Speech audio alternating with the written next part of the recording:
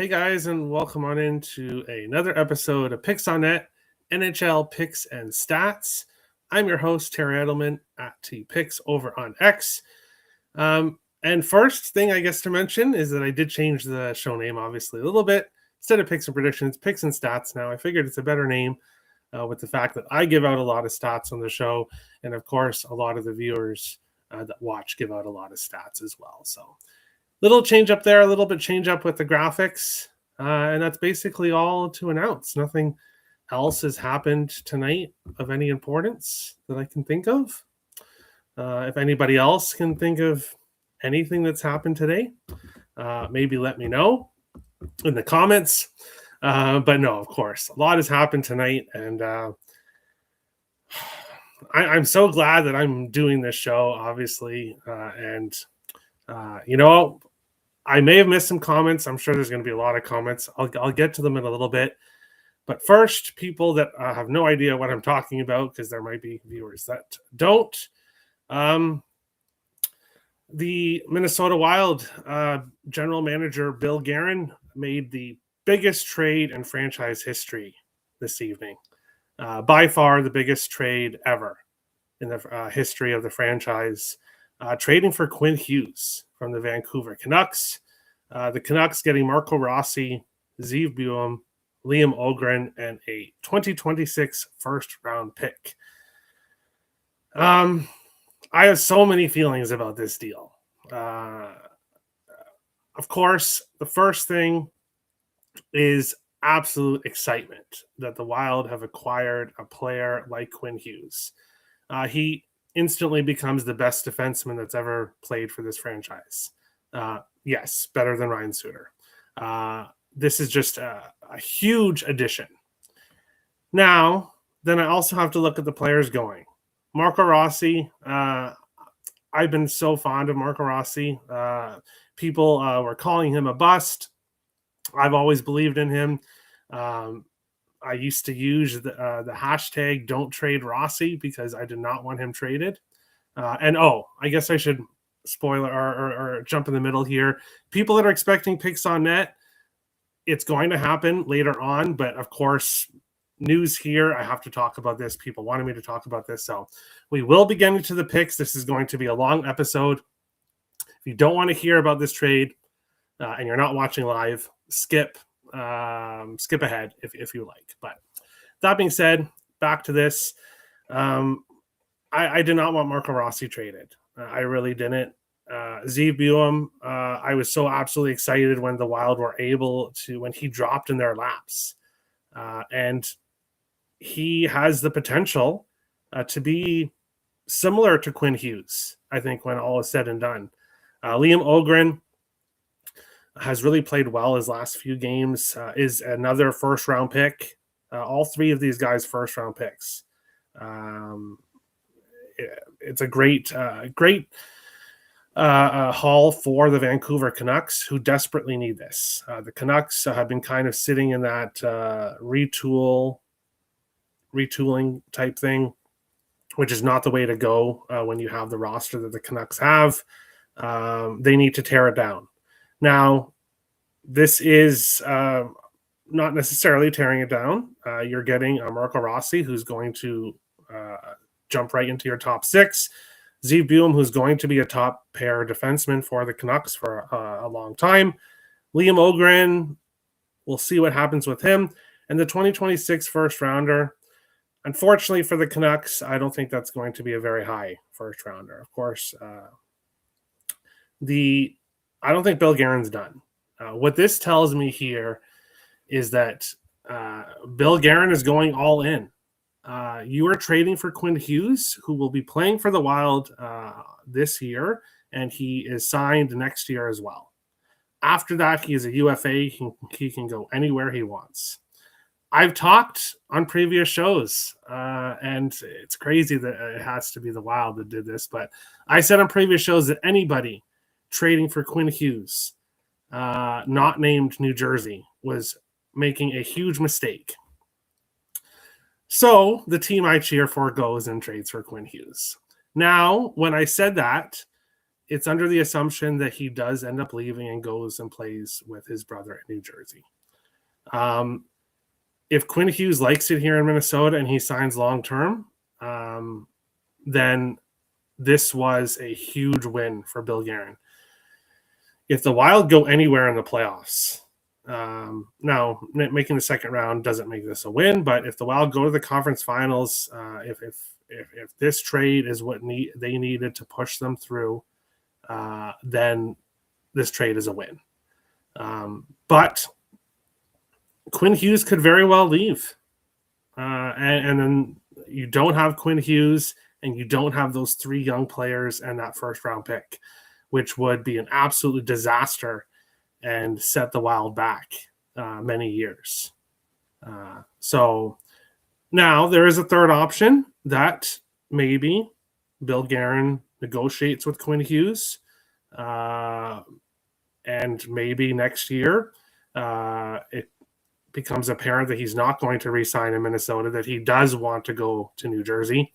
Then Bill Guerin would have to trade him the trade deadline next year, which is an option. It is an option.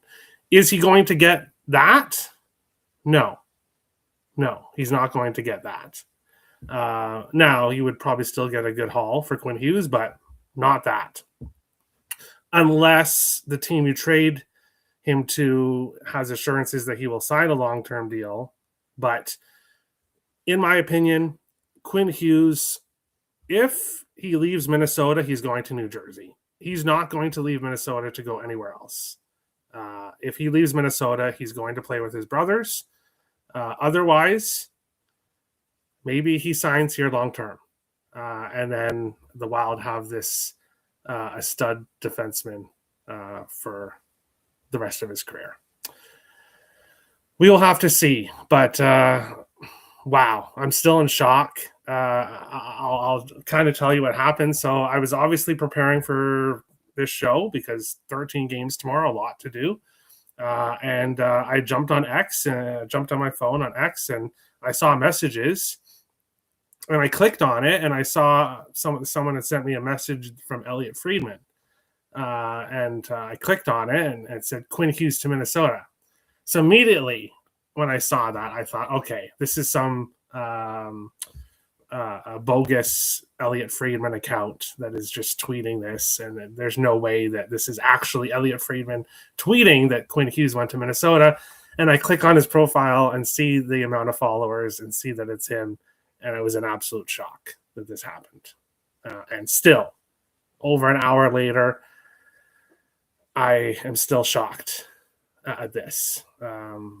But that's my thoughts. If Quinn Hughes signs long-term, this is an excellent deal.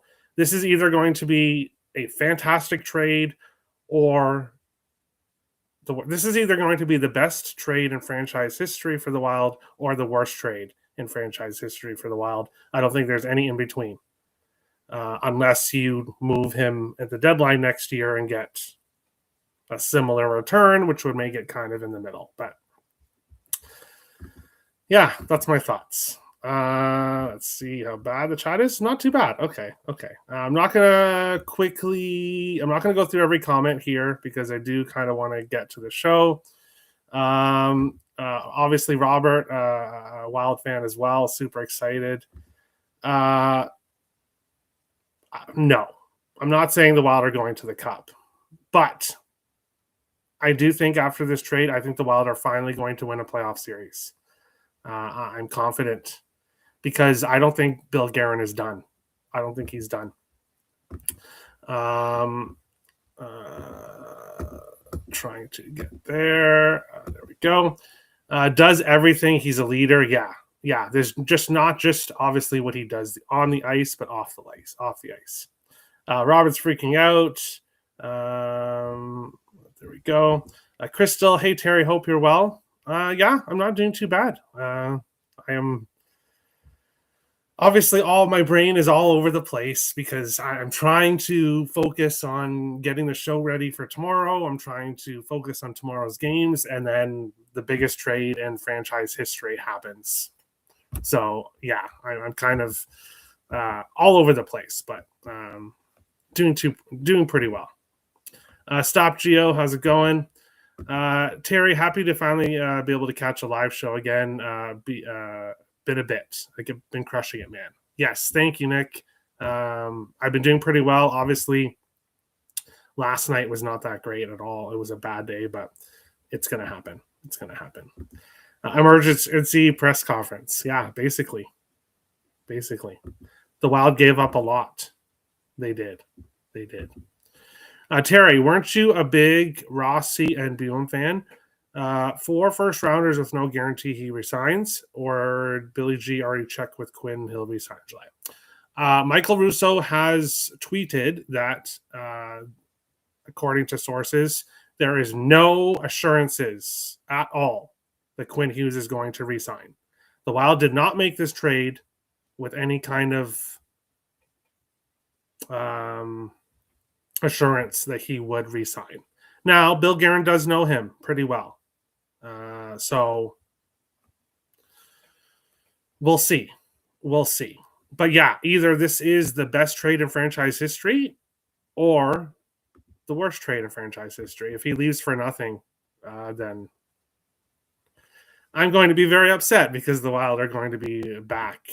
He will end. Bill Guerin will be fired. This trade will be huge for Guerin's future as well.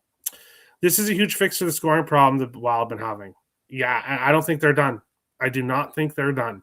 I think if Guerin's willing to remove these three prospects, players, and that first, there's more prospects the Wild have. There's a couple more draft picks. I don't think they're done, honestly, after what I've seen now. Mini can now offer him 8 years on July 1st. No other team can. No, it's moving to 7 years. It's moving to 7 years, and then you can only sign 6-year deals. I don't know exactly when that happens. I believe that's happening. I should have looked into that further. But do you see this as a true win at face value, or true win if extension happens? Answer this question as I typed. Yeah, there you go. We're going to have to see. Guerin has clearly made a statement not getting beat out in the first round this year. And this is a great comment. What I see here is, Bill Guerin is saying, look at what the Wild have done. Everybody, when you talk about the Minnesota Wild, you talk about how they lose in the first round of the playoffs. That's what comes up to people. They make the playoffs, they lose in the first round. And the Wild have been doing this for a while now with the same core and kind of just adding a piece here, a piece there, but nothing huge. Bill Guerin has decided that hasn't worked. And we've seen it year after year that has not worked. So he's now decided that he's going to make a trade and bring the best defenseman that's ever played for the franchise to the Wild. That is a statement, yes. This is huge. Exciting times, yes. The present is very exciting. I agree, yes. Huge balls, because this is huge. You hate this deal without an extension? Yeah, we're going to have to see. We're going to have to see what happens. We don't know at this point in time. Looking so giddy. Congrats. I'm sure this is fun. Yeah, I'm on cloud 9 right now. I hope he makes his debut tomorrow afternoon. I cannot wait. Western Conference put on notice after this trade. Great move for the Wild, for sure. They're going for it. Joe Burrow to the Vikings. I would love to see that too. Mini's only hope is they can offer him a massive front-loaded 8-year deal on July 1st before the rule change in September. Thank you, Kevin. Thank you. I knew the rules were changing. It's September. Okay, so they still have time. Yeah, we'll see. The anarchist in me is just happy that for now he didn't go to the Devils. Yeah, we'll have to see. Obviously, he's either staying in Minnesota or he's going to New Jersey. I don't see any other option. That's just how I see it. Minnesota defensive group got to be the best in hockey? No? I don't know. I would have to look at it. It's too early. It's too early to look. I'd have to look at it. But a huge day, for the Wild. But that's it. We've talked about the trade. And now we're going to talk about tomorrow's slate. And we'll jump into the first game, which just happens to be one of my favorites. And oh boy, isn't that great? An early Saturday game, one of my favorites, but it is what it is. The Anaheim Ducks plus 105 road dogs. The Devils minus 125 home favorites, and a total of 6 here in this one. How are these two teams doing recently? The Ducks coming off a 5-2 loss in their last game to the New York Islanders. Fortunately, I was on the draw, which didn't happen. I was on the Ducks money line, which didn't happen. And I was on Seneca Point, which didn't happen. So that game against the Islanders was a total disaster for me, which ended a 3-game win streak for the Ducks. 4-3 against Washington, 7-1 against Chicago, and 4-3 against Pittsburgh. The New Jersey Devils coming off an 8-4 loss to the Tampa Bay. It's just been awful. An awful run for the New Jersey Devils. And this isn't just a few games. They've lost 6 of their last 7, 9 of their last 13. New Jersey was 13-4-1 on November 15th. On top of the world. Now they're 17-13-1. So a lot of losses they've added recently. And their last 4 losses, 3-0, 3-0, 4-1, 8-4. They're losing games by margin. And now they're getting this Ducks team who just happens to have won the 4 of the last 5 meetings between the teams. They get this Ducks team off a loss. And the Ducks have been great off a loss. They have... bear with me for a second. Sorry. They've won their last 5 games following a loss, and 8-3 this year after a loss. So they've been great at bouncing back. They've had success against the Devils. The Devils have been a mess recently. Anaheim Ducks money line plus 105 is my dog of the day for tomorrow. And I'm currently undefeated in dog of the day plays. Bear with me for a second as I get it up here. 3-0 so far in dog of the day since I started doing them, plus 3.84 units. All 3 of my other dog of the days were all on Boston the last recently. The Bruins have just been an amazing dog. But this here, it was plus 110 when I was ready to lock it in, or when I was getting it chosen as my dog of the day. Now plus 105. I'm still going to consider that a dog. It is still a dog at this point. So Ducks money line plus 105. And Jackson Lacombe over half a point minus 105. I'm seeing that around minus 105 here. Lacombe, he has a point in 4 games in a row, minus 105, playing pretty well. And all 4 games he's played against New Jersey, he has an assist. So he obviously is great for assists. 3 of his last 4 games, he has assists plus 129. But plus 129 for the assist, minus 105 for the point. I'll go with Lacombe point here, minus 105 in this game. Shots on goal streaks with value, not a whole lot. Nico Hischier over 2.5 plus 105, 3 of his last 5 games. Point props, other than Jackson Lacombe, not much with value. Troy Terry at a 3-game point streak, minus 155. Beckett Seneca has obviously did not get a point in the last game, but we know how great he's been. 8 of his last 10 games, he has a point, and 2 points against the Devils in the first game he faced against them. 1 goal and 1 assist in that game. So maybe a good spot to go back to Beckett Seneca, but for me, Ducks money line, Lacombe point, that's good here. For this one, goal streaks, Paul Cotter for the Devils, plus 500, back-to-back games. Troy Terry for the Ducks, plus 265. back-to-back games, no power play point streaks and assists. Beckett, Seneca, Jackson Lacombe, both 3 of their last 5 games with an assist.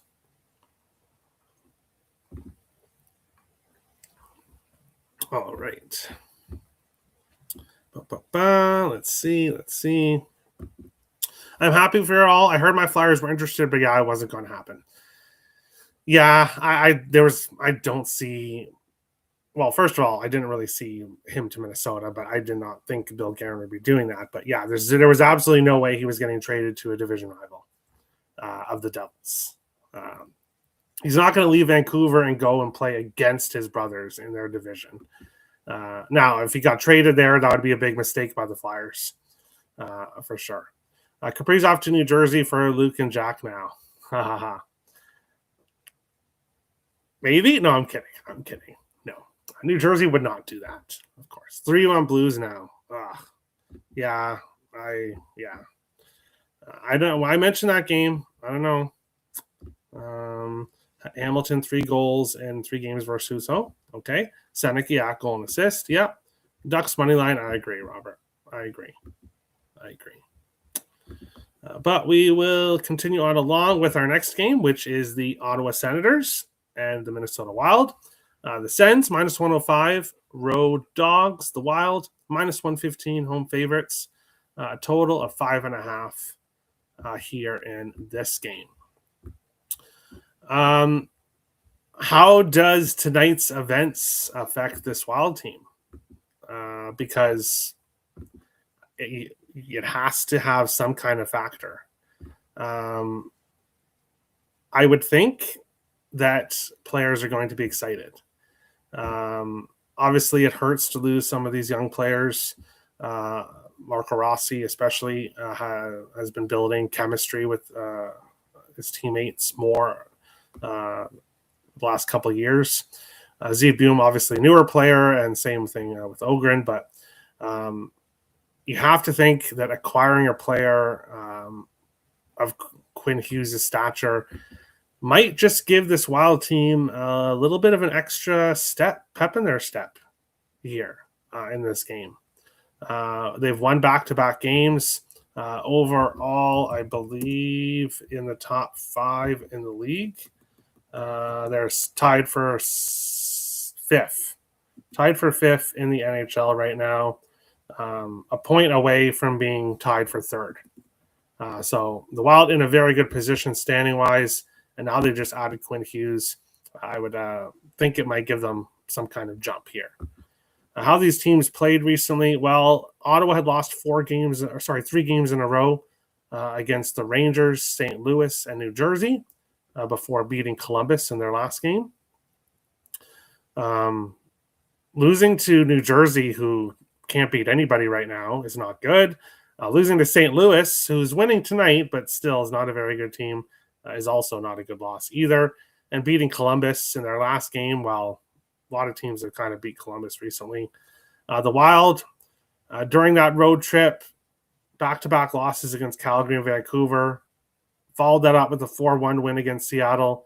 But wow, what a dominating. The Wild outplayed the Sharks. The Wild outplayed the Stars in that game, winning 5-2 in their last game. So back-to-back games, the Wild playing pretty well.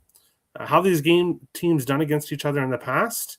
Well, it's been very one-sided until last year. Last year, the Senators swept the Wild, winning both meetings. Previous to that, though, the Wild were 12-1-1 in the last 14, winning 12 of the previous 14 meetings. When I look at this game here, at this point in time, it's Wild or pass for me when it comes to the side. I don't know how this is going to affect them. I would assume that Quinn Hughes does not play tomorrow, but I could be wrong. But I would assume he would play against Boston on Sunday. So that will be interesting. But don't quote me on him not playing tomorrow. We would obviously have to see about that. Guys on streaks, point streaks aren't really out there right now, most likely also because of the trade. I delay some stuff coming out here. Goal props, hottest goal scorers right now is Drake Batherson, who scored in 4 of his last 5 games, plus 240. Marcus Johansson and Joel Eriksson Ek have both scored in back-to-back games for the Wild, plus 230 for Eriksson Ek, plus 320 for Johansson. Stützle scored in back-to-back games for Ottawa, plus 205. And Matt Boldy scored in the last game and had a very dominant game against the Stars. He definitely came to play. Scored in 2 of his last 3. And in both of those games, he had 5 shots in goal in the 2 games he scored on. I think Boldy, anytime goal, plus 175 is a good look here. Something I'm considering heading into tomorrow's slate is Matt Goldie, anytime goal. Like I said, I feel like the Wild come out here with a little bit of jump in their step after tonight's trade. Let's see. Kaprizov has 3 goals in 3 games versus Hallmark. All right. If he starts, of course, no confirmed goalies yet. Wild money line, minus 115 for you. All right. Quinn Hughes, anytime goal, over 1.5 assists and 3+ points. Whoa, Robert. Whoa now. Now, I don't exactly have it up here in my stats, but I believe that Quinn Hughes has not got a point in a long time. I believe he has been on an absolute cold streak. Now, I think that's going to change now because you have to ask yourself how Quinn Hughes is feeling right now. You could tell this Canucks team is not going anywhere this year, the way they've played. And now he gets traded to a top 5 team in the NHL. So that could definitely get him going as well. Batherson has 3 goals and 7 assists in 8 games against Minnesota. All right. OG Swag laughing. All right. But we will continue on along to our next game, the San Jose Sharks and the Pittsburgh Penguins. The Sharks, plus 135, road dogs. The Penguins, minus 160, home favorites, and a total of 5.5 here in this one. How these two teams done against each other in the past? Pittsburgh 5-1 in the last 6. Back-to-back games under 5.5 for between these two teams. How are these two teams doing recently? Bear with me. It's going to take a little bit more time today to get obviously this stuff up because it's today's games obviously are still going. But Sharks 6-9 on the road, 15-14-3 at home. Pittsburgh 14-8-7 on the season, 6-5-3 at home. The Penguins have lost 3 games in a row. And while we've done a lot of talk about Quinn Hughes, there was another trade today that has probably gone forgotten about now, but obviously the Penguins trading Tristan Jarry to the Oilers for Stuart Skinner. So we'll see who starts in net. Reason I'm not mentioning goalies, there's no one confirmed for tomorrow. There is one likely, which is Carter Hart for the Vegas Golden Knights. Everyone else is not confirmed in net. And for the Wild, I would assume it would be Wallstedt, but the Wild play Boston Sunday, so it could be either goalie. But I think it would be Wallstedt. But when I look at this one, Pittsburgh's had a lot of success against the Sharks, but the Sharks have won 2 of their last 3, beating Carolina and Toronto. And while Toronto got off to a horrible start this year, they've been an extremely hot team lately. And the Sharks beat them, and then the Sharks beat Carolina, who has been a top team throughout the season. So the value is kind of with the Sharks a little bit, but not a play for me. Shots and goal streaks, Ben Kindle over 2.5 shots and goal plus 100. He's done that in 4 of his 4 games in a row. And in the game he faced against San Jose, he had 5 shots on goal. Their point streaks. Eric Chris Letang, a point in 4 of his last 5 games, plus 139. And John Klingberg for the Sharks, a point in 3 games in a row, plus 130. And I see Colin Graff's point prop. Looks like it is available. Plus 150 for Colin Graff to get a point. Obviously, he had scored in 3 games in a row, didn't score in the last game against Toronto. But his point prop now available at a really nice price at plus 150, being obviously on the top line with Celebrini and Smith. Goal streaks, Graff, but his 3-game goal streak ended, plus 426 for him to score. Power play point streaks, Erik Karlsson, 4 of his last 5 games with a power play point, plus 210. Assist streaks, Rickard Rakell, 4 of his last 5, plus 173 with an assist. Chris Letang, 4 of his last 5 games with an assist, plus 182. Crosby, 3 games in a row with an assist, minus 118. And John Klingberg, 3 games in a row with an assist, plus 165. So a lot of guys with value for assists here between the Sharks and the Penguins in this one. I'll keep going. Money. That hits. Big monies. Celebrini versus Crosby. Wow. Yeah, it's going to be great. Who starts for the Pens? Sheloffs. Thank you, Rich. I need you here. Whenever Pittsburgh plays, I need Rich to be here reminding me that it's Sheloffs. Sheloffs. Because I forget, and then I'm like, Rich told me, but I can't remember. That's a very good question. That is a very good question. I would assume so. But we'll have to see. Maybe an over 5.5. I could see that. Now, back-to-back games under, but between these teams. But of course, these teams only face each other twice a year. So previous history stats don't matter as much. And when we look at this, Sharks have been an under team. Now, 4 games in a row have finished with 5 goals.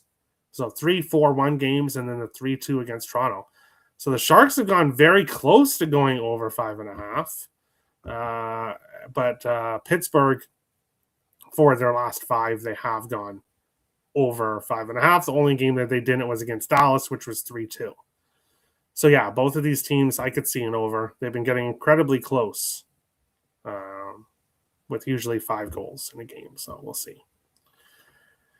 This one is really interesting when it comes to the total. And I should mention, I'm breaking down every game. I made backgrounds for every game, so this is going to be a long show, but that's okay. Tampa Bay Lightning and the New York Islanders. Tampa Bay minus 135, road favorites. The Islanders plus 115, home dogs. Total of 5.5 here in this one. And if it seems like these two teams played recently, it's because they have. They've already played twice this month. So all 3 meetings happening in 11 days. They're facing each other 3 times in 11 days, which is pretty crazy. The first game, the Islanders won 2-1 at home. The second game, the Islanders won 2-0 in Tampa Bay. Now the Islanders are back home again here. Bo Horvat will be out here in this game, so that is going to be a loss. Tampa Bay already has injuries on there as well, so both of these teams are injured coming into this game. The Islanders obviously have won back-to-back games this year. Tampa Bay have been 4-0-1 in the previous 5. So the Lightning had pretty much owned the Islanders until this year. 5 of the last 6 under 5.5. I would be looking at the under here. I would. But both teams were on under streaks, but both teams have gone over in back-to-back games. Tampa couldn't score at all. Back-to-back shutout, 2-0 losses against the Islanders and Toronto. But then they beat Montreal 6-1, and then they beat New Jersey 8-4. So 2 very high-scoring games. The Islanders had been a lower-scoring team for the most part there, but a 5-4 shootout win against Vegas and a 5-2 win against the Ducks in back-to-back games. The Islanders have been an over team recently. So it does scare me to go near the under here, just because these two teams have been so low scoring, high scoring in back-to-back games for both. But missing Bo Horvat will be a loss for the Islanders, offensively especially. This game's a pass. This game is a pass. Because obviously I don't want to bet player props if I think it's going to be a low-scoring game. Unless you want to look at some unders, which is not something I do. But Matthew Schaefer over 2.5 shots in goal, minus 104. He's done that in 4 of his last 5 games. Let's see, guys with streaks of value. Darren Radish over half a point, minus 104. He has done that in back-to-back games. He has 2 points. And looking at it, in his last 6 of his last 9 games, he had 2 points. So he hasn't had a 1-point game recently, but both games against the Islanders, nothing. So that's basically about it. Anders Lee for the Islanders, 3 of his last 5 at the point, plus 123. Simon Holmstrom has scored in back-to-back games for the Islanders, plus 490. Pontus Holmberg for Tampa Bay has scored in back-to-back games, plus 1,100. Braden Point has scored in back-to-back games, plus 226. And Darren Radish has scored in back-to-back games for Tampa Bay, plus 700. So there are some guys in goal streaks here with some value. Matthew Barzal, back-to-back games with the power play point, plus 225. Darren Radish, back-to-back games with the power play point, plus 333. And then 5 different guys, back-to-back games with assists. Kucherov, which there's no value. Barzal, plus 117. Jake Gensel, plus 141. Oliver Bjorkstrand, plus 313. And Braden Point, plus 171. As I've said, we have really seen Tampa Bay's offense take off the last couple of games after being ice cold before that. Let's go back into the chat. Eileen, Tampa Bay. Me too. I think they've lost twice in the last 11 days to this team. So I think they're going to be really motivated. But Tampa Isles have gone under. Yeah, it's been a very low. That's why I lean with the under. But because of the situation here, I'm nervous. Hedman out until February. Yeah, big loss. Big loss. But Darren Radish has played really well. He's played really well in defense for the Tampa Bay Lightning. Next up, we've got the Carolina Hurricanes and the Philadelphia Flyers. The Hurricanes, minus 155 road favorites. The Flyers, plus 130 home dogs, and a total 5.5 here in this one. How are these two teams doing recently? Looking at it here, bear with me for a second. Carolina, 19-9-2 in the season, 9-4-1 on the road. Philadelphia, 16-9-4 in the season, 10-5-3 at home. First game between the teams this year, the Hurricanes won 4-3 in overtime. The Hurricanes have won 3 of their last 4, 6-3 against Nashville, 4-1 against Columbus, and then 3-2 shootout win against Washington, their last game. The Flyers alternating wins and losses, coming off a 3-2 overtime loss in their last game against Vegas. Previous games between these teams, extremely one-sided. And some previous history stats don't really matter because especially Eastern teams facing Western teams. But this is 2 division rivals that face each other a lot. Now, the Flyers have improved this year, so that is something to consider. But Carolina has won 14 of the last 15 games. They are 14-1 in their last 15 games against Philadelphia. This is not a team the Flyers enjoy facing whatsoever here in this game. 6 of the last 8 have gone under 5.5, which doesn't surprise me. Usually low-scoring games with the Hurricanes finding a way to win. I like Hurricanes money line as a parlay piece, and I have them in a 2-team money line parlay. and we will discuss the other team when we get to that game. I have a 2-team money line parlay. Hurricanes money line, the first leg of that. I think it's a great parlay piece. I don't want to take the Hurricanes in regulation. The Flyers have been an overtime team this year. They went to overtime in the first meeting. I could see this being close, especially after the Hurricanes just beating the Capitals in their last game, a close or a shootout win. I could see this being close, so I don't feel comfortable taking the Hurricanes in regulation. And as I've mentioned on the show, minus 135, my cutoff point. So the money line is a great parlay piece, which is how I've decided to go here with the Canes. Looking at players on streaks here. Nikolai Ehlers over 2.5 shots on goal, plus 125. 4 games in a row. He has done that. He has 5 shots, 4 shots, 4 shots, and 6 shots. And he has at least 4 shots in 5 of his last 7 against Philadelphia. So Nikolai Ehlers shoots a lot against Philadelphia, and he's been shooting a lot recently. Guys with point streaks, Shane Gostisbehere had his streak ended, but 4 of his last 5 games, minus 125. Christian Dvorak for the Flyers has a point 3 games in a row, plus 143. Travis Sanheim, back-to-back games, plus 142 with a point. Goal streaks, Travis Konechny, 3 of 5, but not a big streak here. He has had some success against the Canes, though.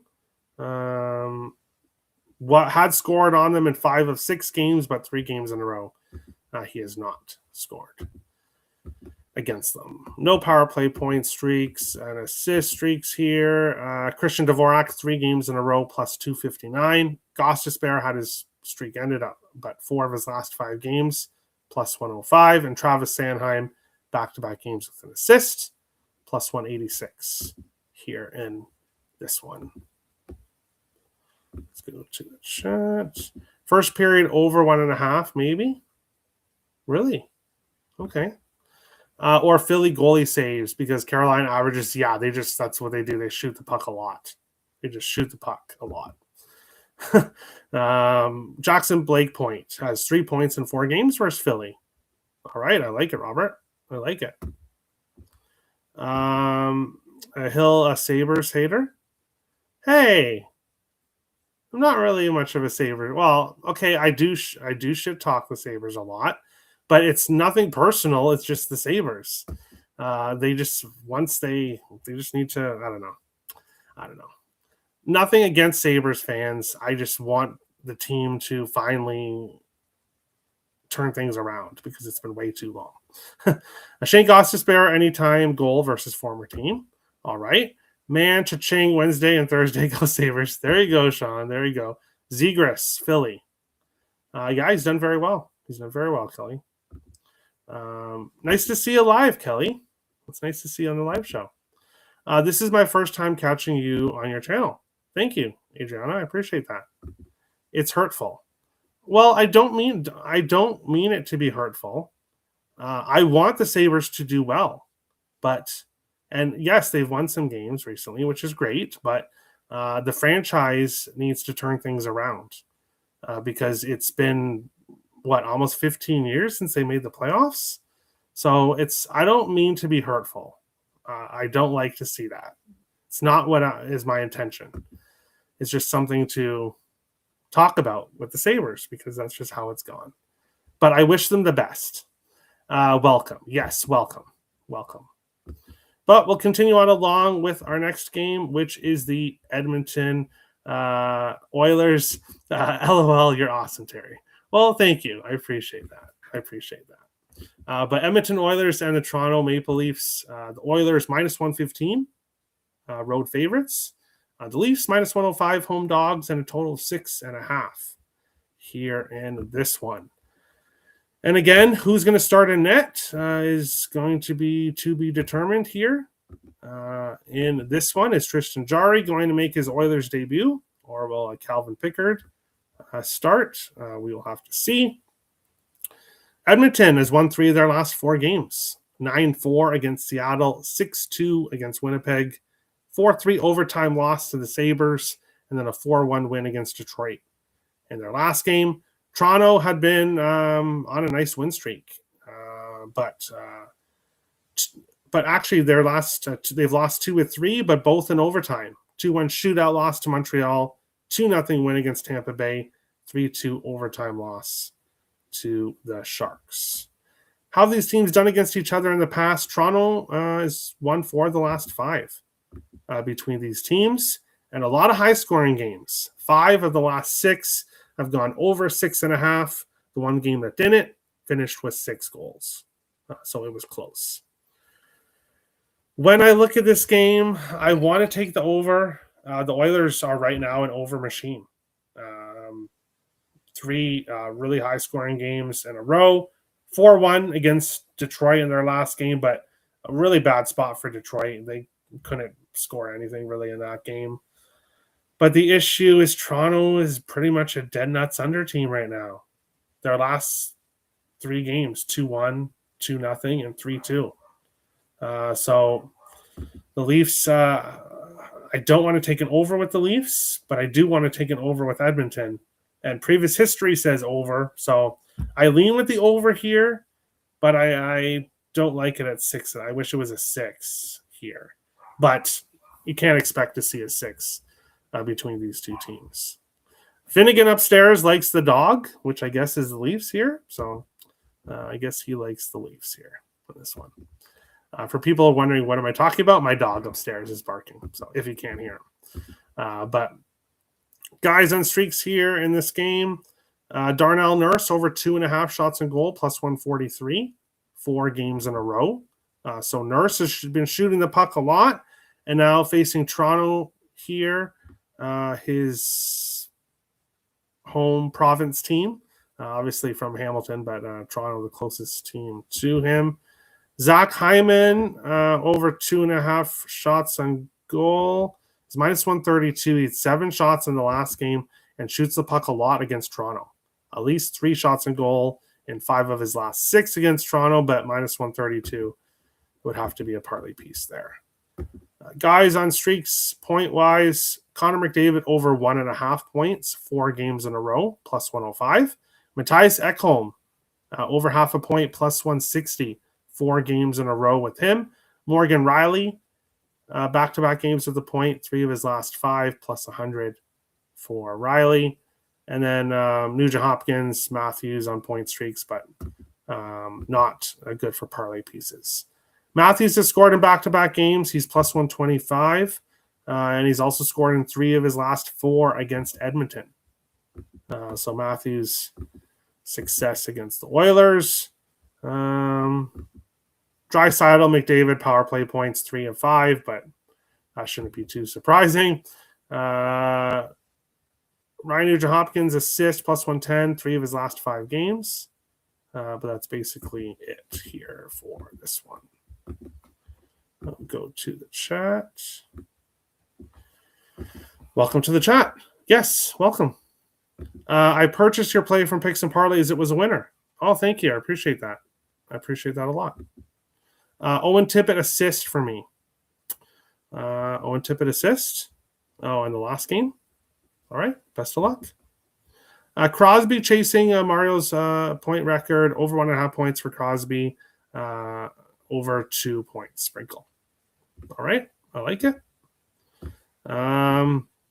Both teams to score in the first period. Edmonton, Toronto. All right. OG Swag laughing. What's up, Finnegan? Well, nothing now. He's quiet now, but was talkative a few minutes ago. Quinn Hughes going to Wild. Yes. If you want to hear about that, check out the first, I think was about 12 minutes of the show. So you can go check that if you want to hear my reaction about that. Someone for Edmonton just had a hat trick. Bouchard was kept off the board last game. Yeah, the Oilers' offense has really clicked recently. Can it continue to click against this Toronto team, which has been an under team? But on to our next game. The Montreal Canadiens, plus 120 road dogs against the New York Rangers, minus 140 home favorites, and a total of 5.5 here in this one. Looking at these two teams, This Montreal Canadiens team has been an over team for a good portion of this year. Coming off a 4-2 win against Pittsburgh in their last game. Previous games before that, 4-3 loss against St. Louis, 6-1 loss to Tampa Bay. The Rangers, 3 losses in a row, 3-2 in overtime to Colorado, 3-2 in overtime to Vegas, and then 3-0 loss to Chicago in their last game. Montreal, 9-3-2 on the road. The Rangers, 3-8-3 at home. So the Rangers, not the best home team overall, started to pick it up now, back-to-back overtime losses at home, but they'd won their previous home game against Dallas. But Montreal, 9-3-2 on the road. They've been great at home. Previous games between these two teams, the Rangers, 5-0-1 in the last 6. They've had Montreal's number, but boy, oh boy, have we seen high-scoring games. 8 games in a row between these teams, over 6.5, and the Rangers have scored at least 4 goals in 6 games in a row against the Montreal Canadiens. So I do lean with the over here at 5.5. What scares me, though, is that this Rangers team has not been an over team whatsoever, especially recently with Montreal. Who are we going to see in net? Will Jacob Fowler start again, or will they go back to Montembeault or Dobish? We're going to have to see. But very heavy over history between these two teams. So we'll see if it continues here on Saturday night. Shots on goal, streaks with value, not a whole lot here. Lane Hutson over 1.5, minus 110. He's done that in 8 of his last 10 games. Lane Hutson. Point props, Ivan Demidov, 5 games in a row, 8 of his last 10, minus 104 with a point. Goal streaks, Oliver Kapanen, back-to-back games for Montreal, plus 420 with a goal here. Nick Suzuki, back-to-back games with the power play point, plus 180.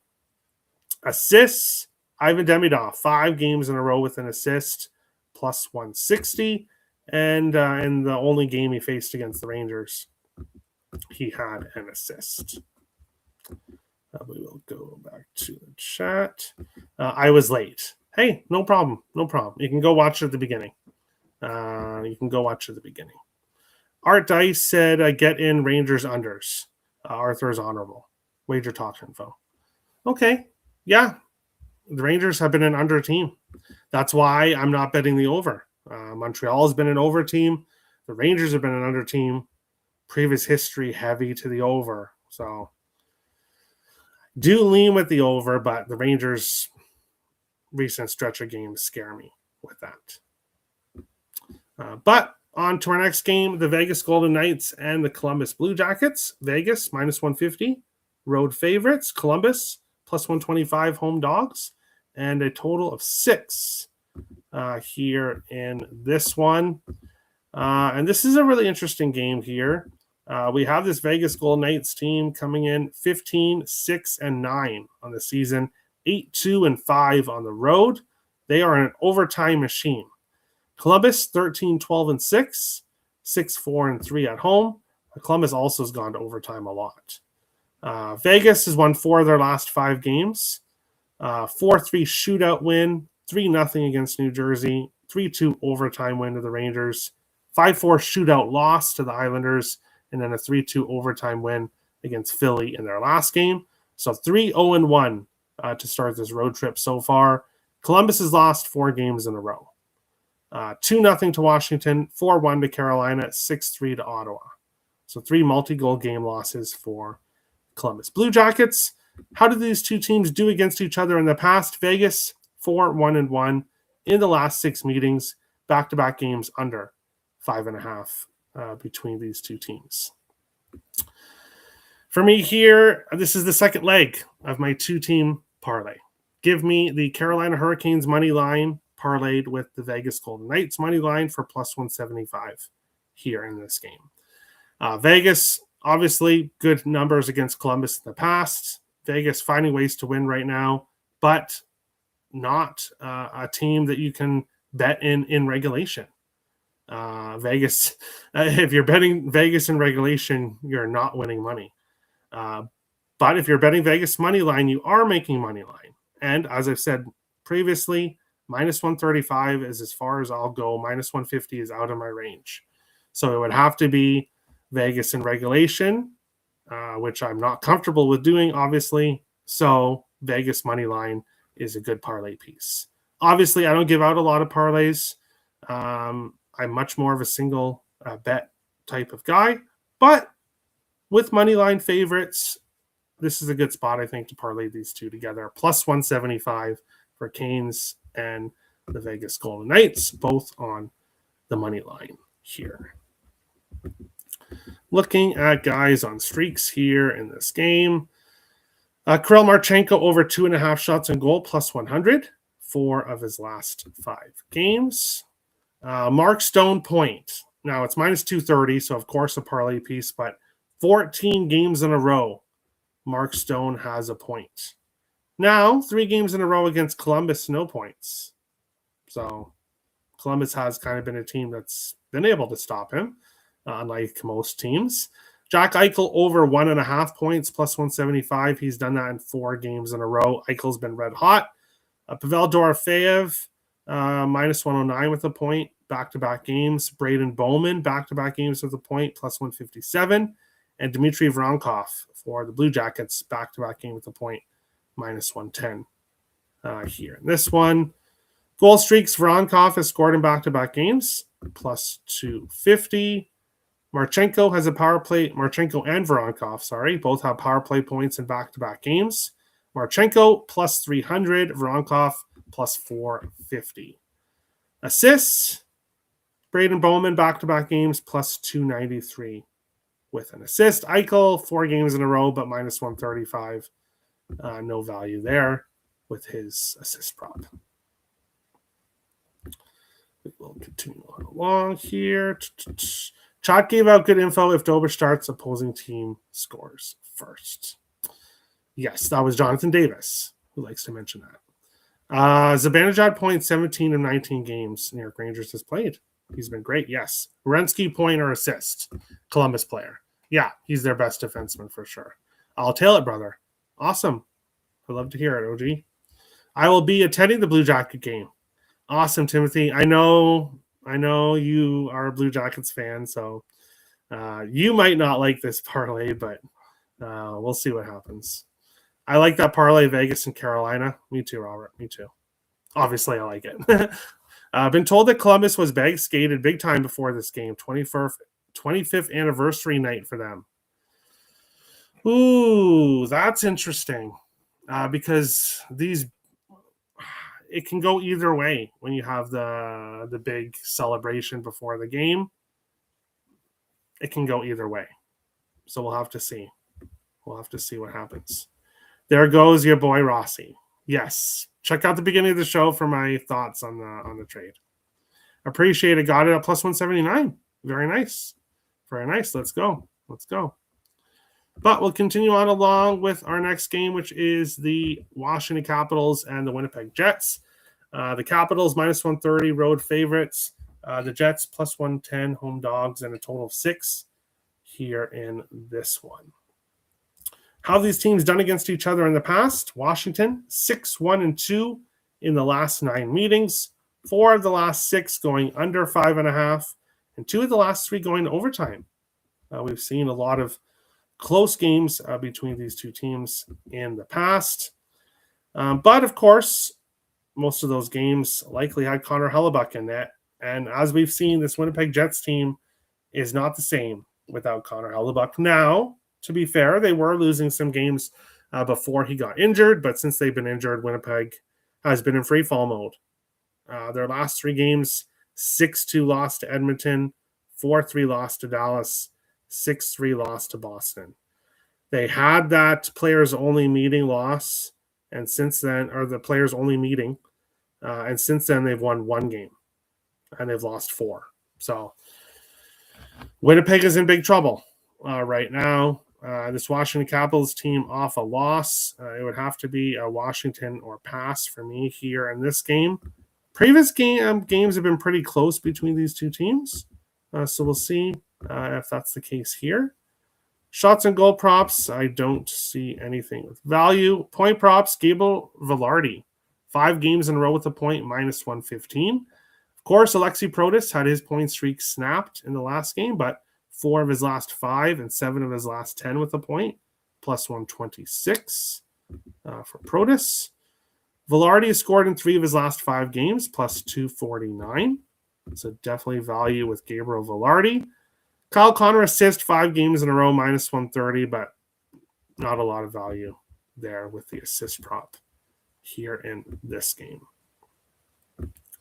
But Washington money line plus OV anytime goal.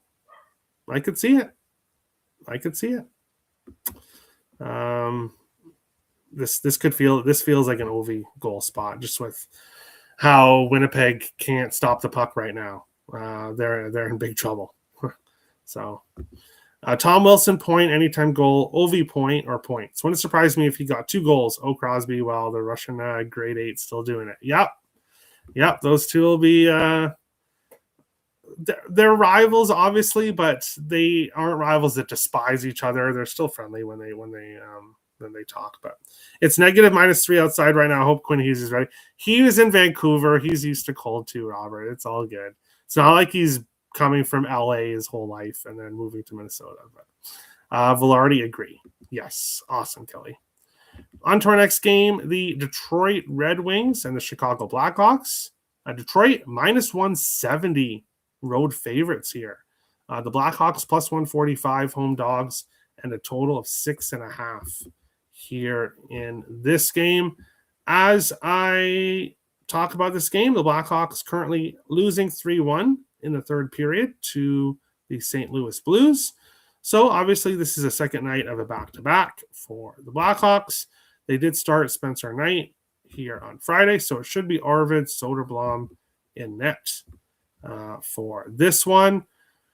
Soderblom 3-5-1 with a 3.92 goals against average and 877 save percentage. He's definitely been a step down from Spencer Knight, but similar save percentage to Gibson and Talbot. 884 for Gibson, 885 for Talbot. Goals against average a little bit higher, so I guess Gibson and Talbot have the goalie advantage over Soderblom, but looking at previous games between these two teams, Detroit has won 5 of the last 6, 5 overs and 4 unders with a total of 6.5, but 2 of those games did finish with 6 goals. When I look at this one, this Detroit Red Wings team has been an over team for a while now. Are coming off that 4-1 loss to Edmonton, which obviously went under, but had been in a heavy over team. Now 4-0 against Vancouver, but the Canucks offense obviously has not been good. Other than that, it had basically been over every night for a while. The Blackhawks, 6-0 loss to LA, 7-1 loss to Anaheim, but then a 3-1 win against the Rangers and currently 3-1 against the Blues. So the Blackhawks are kind of all over the place with the total. I kind of lean with the over here in this one. Not sure if I'm going to end up getting to it or not, but this game the over's kind of calling my name. When it comes to the side, the Blackhawks, the plus 145 at home looks a little bit appealing, but not with Soderblom in net. I would want Spencer Knight in net. Do I think that Detroit should be minus 170 on the road here? Not really, but with Soderblom in net, I think we get goals here in this game. This could be a good player prop game. Fortunately, right now, shots and goal and point streaks are not streaks are not available for this game right now. But goal streaks, Tyler, I guess I shouldn't really mention the Chicago streaks because they are probably coming to an end here. But for Detroit, James Van Riemsdyk, who we've talked about a lot, plus 380 to score here, did not score in his last game against Calgary, and then didn't play in the Red Wings' last game against Edmonton. But 6 of his last 8 games, he scored plus 380. We'll see if getting the night off helps him here in this game. But as of now, nothing right now in this one. What I might do is get to Raymond and Larkin point parlay, depending on what that looks like odds-wise. But that would be something I would have to look at tomorrow morning. You could make it a 3-leg parlay and add the caps. You could, but I like it too. I like it too. 2-team. Friendly competition. Yes, exactly. Dog, even Blues outskating better. The shot and goal. Oh, shots and goal, even Blues outskating. Okay. Over, agree. Yeah, I agree. 2 goals each in regulation with a player to have a point. Odds becomes minus 117. Depends on what player you take. Okay, interesting. Lucas Raymond. Okay. But on to our next game. This is going to be a really interesting one. My most plays of any game are in this one. I've got 3 plays here in this game. And another that I'm probably going to end up sprinkling a small bet on. But Florida, plus 125, road dogs here. The Dallas Stars, minus 150, home favorites. And a total 5.5 here in this one. Looking at how these 2 teams are doing recently. Bear with me for a second. There we go. Florida coming off a loss, 6-2 loss to the Colorado Avalanche, which snapped the Panthers' 3-game win streak. 7-6 against Columbus, 4-1 against the Islanders, and 4-3 against Utah in their previous 3 games. Dallas had not lost in regulation for double digits. I think it was 14, 15 games. I think it was around there. But that came to an end with a 5-2 loss in their last game to the Wild. Back-to-back over 6.5, 4-3 for Winnipeg against Winnipeg, 5-2 against the Wild. Previous games between these teams, pretty one-sided actually. Florida 5-0 in the last 5 meetings. Looking at the last 10 meetings, between these teams have gone over 5.5, and 8 of the last 10 have gone over 6.5. We see very high scoring games between these teams, and we're getting a 5.5 at minus 120. Both games going over recently. Florida, 3 of their last 4. Dallas, back-to-back games going over, and very heavy over history between these 2 teams. Give me the over 5.5 at minus 120. I'm pretty surprised that this isn't a 6 here. Dallas Stars, yes, more of an under team overall, but I think we get a motivated Dallas team here after their last game. Minus 120 for the over. Great value here with this one. Jason Robertson, anytime goal. The day ends in Y. Give me Robertson anytime goal, plus 140. Now, I've stayed off for a few games recently, but he just continues to score. Scored against the Wild in that last game. Obviously, not a lot of offense from Dallas in that game, but Robertson did score. And then 7 of his last 10 he scored. And then 7... I don't have the exact number here. Actually, no, I do. Just wait for a second. Did I type it? No, I don't have it. Never mind. He scored a lot. 70% of his last 20 games, whatever that equals out to. Robertson continues to score goals and continues to shoot the puck. Over his last 5 games, 4 shots, 3 shots, 3 shots, 4 shots, and 5 shots against the Wild in his last game. And going back to him, his goal streak was snapped there in his last game against the Colorado Avalanche, but Carter Verhaeghe has been consistent when it comes to scoring goals. 4 of his last 5 games and 6 of his last 8, he scored a goal. Plus 240. I'll take him to score here in this game. And one other player that, like I said, I'll probably be having a small sprinkle here is Miro Heiskanen, who has scored in 4 of his last 5 games for the Dallas Stars, plus 550 for Heiskanen to score here. Great value at the plus 550 with what he's done recently. No, not necessarily known as a sniper on that blue line. He's more of a playmaking defenseman, but he's scoring goals right now. So I would look at Heiskanen. I like the over here, so I like props as well. I think we get a high-scoring game, and I think we get some goal props here in this one. Looking at other guys on streaks here, shots and goal streaks. Carter Verhaeghe over 2.5 shots and goal, minus 109. 7 games in a row. Verhaeghe has at least 3 shots and goal. Exactly what you want to see when you're betting a goal prop. Robertson over 3.5 shots and goal, plus 112. He's done that in 3 of his last 5 games. Point streaks with value, not a whole lot. I see Verhaeghe point at minus 125, 4 of his last 5 games. A little bit of value there. We talked about goal streaks here. Wyatt Johnston assists, plus 110.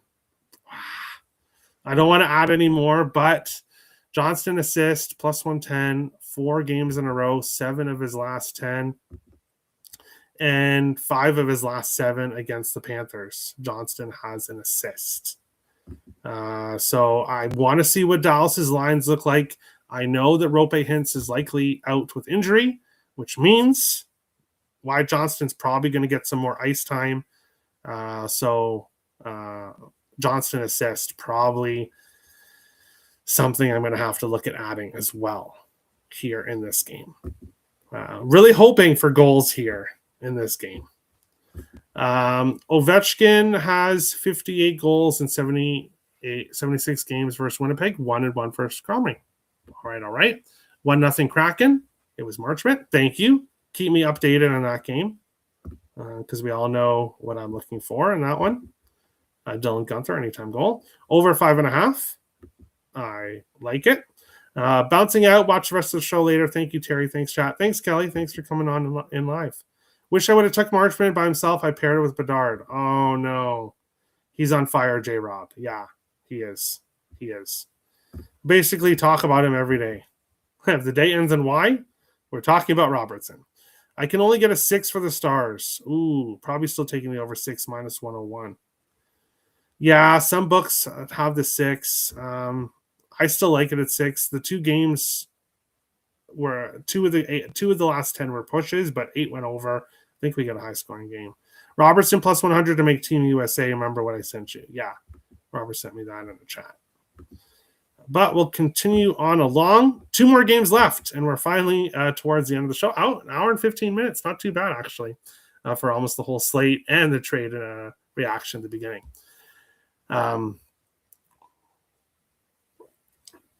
Nashville plus 275 road dogs here. The Avalanche minus 350 home favorites and a total of 6. The Avalanche puck line minus 140. The Predators plus 1.5, plus 120 here in this one. How do these two teams do against each other? Well, Nashville 3-2-1 now in the last 6 meetings. 6 overs, 3 unders, 1 push for a total of 6 in the previous meetings between these two teams. How are these two teams doing recently? Well, the Predators have actually won 4 of their last 5 games. They're actually playing pretty well, which actually included a 4-3 shootout win against this Avalanche team. And they followed that up with a 7-2 win against the Blues. The Avalanche lost that 4-3 shootout loss against Nashville, followed that up with a 6-2 win against Florida in their last game. Predators 4-6-2 on the road. Colorado 12-0-2 at home here in this one. This is really tricky. Odds wise, there's no way I could back the Avalanche, even if I wanted to. A team total over 3.5, I'm sure, is like minus 150, minus 160. Colorado is huge favorites in here. They should absolutely destroy the Predators. But the Predators have been playing really well recently, so I don't want to step in front of them, but I can't take the Predators in this game. But the fact that these two teams, yeah, there was a game in between, but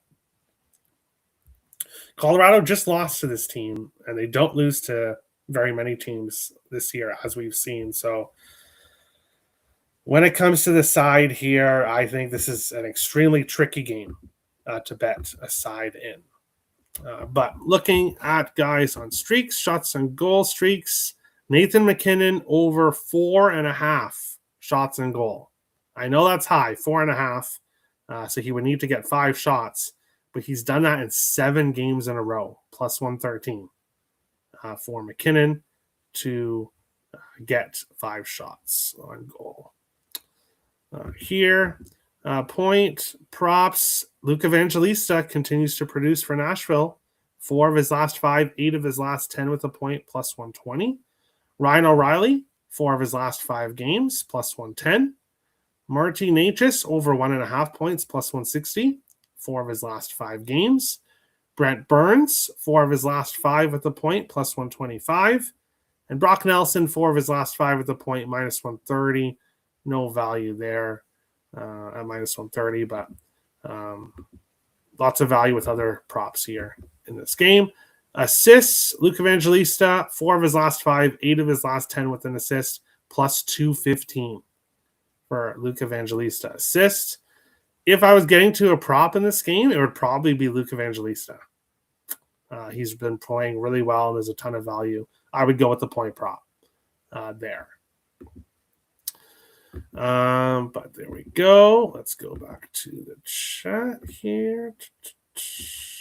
Neighbors looks good for the Blues 3 weeks back. All right. Nashville plus 1.5, plus 115. There's great value there. I just don't know if I want to go, because I feel like the Colorado could come out here and win this by 5, but I could see Nashville squeaking by with a close loss. Bet365 still has 5.5 for Dallas. If you have access to it, take the 5.5. Don't take the 6. Take the 5.5 while it's still 5.5. Those odds. Nashville draw plus 408. Wow,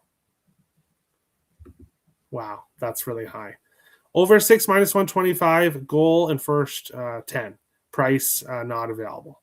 Okay, to be determined on the odds there. I could see goals here. Nashville is producing offensively. They are. As a Carolina fan, I'm super thrilled Hughes got traded to the Wild and not the Devils. Laughing. Well, calm down, because he could still go there after next season. So there you go. And as a Wild fan, you can't believe that happened. Yeah, for people that don't know, Robert is a Hurricanes and a Wild fan. There you go. One team in the East, one team in the West for Robert. But final game of the night. We finally reached the final game. The Flames plus 155 road dogs. The LA Kings minus 185 home favorites, and a total 5.5 here in this one. How are these two teams doing recently? We will go check here in just a second. The Flames 12-16-4 in the season, 5-11-2 on the road, but have won 3 of their last 4 games. Had a 3-game win streak snapped against the Detroit Red Wings. Detroit Red Wings money line was my best bet over on picks and parlays in that game. The Kings had won back-to-back games, but lost in their last game out, 3-2 overtime to the Seattle Kraken. LA 14-8-8 on the season, 4-6-3 at home. How do these two teams do against each other? Well, divisional rivals, obviously, so they face each other a lot. And it's really surprising. Calgary has won 5 of the last 6 meetings between these teams. The last 4 3 unders and 1 over, finished with 6 goals. But the Flames have shut down this Kings offense really, really well. LA has scored 2 or fewer goals in 5 of the last 6 meetings, and they've scored 1 or 0 in 3 games in a row against the Flames. So for whatever reason, low scoring games when these teams play, and the Flames usually find a way to win as a dog. And when I look at this game, I could only get to the I could only get to the Flames as a dog here, but they've not played well on the road all year long. Yes, they've had the Kings number, but it's not enough for me to get to the Flames here. Lots of plays for me on the slate. This is not going to be one of them. But shots on goal streaks, Rasmus Andersson over 2.5 shots on goal, plus 132, 4 games in a row.